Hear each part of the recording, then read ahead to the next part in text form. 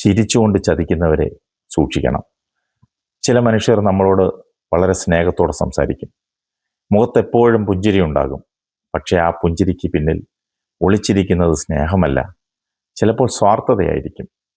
നമ്മൾ വിശ്വസിക്കുന്നവരിൽ അവരിൽ നിന്നാണ് പലപ്പോഴും ഏറ്റവും വലിയ വേദനകൾ ഉണ്ടാകുന്നത്. കാരണം അപരിചിതൻ്റെ വഞ്ചന നമ്മൾ പ്രതീക്ഷിക്കും.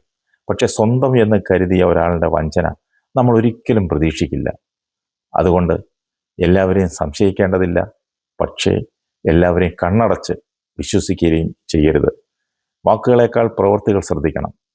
പുഞ്ചിരിയേക്കാൾ അവരുടെ പെരുമാറ്റം ശ്രദ്ധിക്കണം. നിങ്ങളുടെ വിജയത്തിൽ അവർ സന്തോഷിക്കുന്നുണ്ടോ, നിങ്ങളുടെ പരാജയത്തിൽ അവർ രഹസ്യമായി സന്തോഷിക്കുന്നുണ്ടോ എന്ന് തിരിച്ചറിയണം.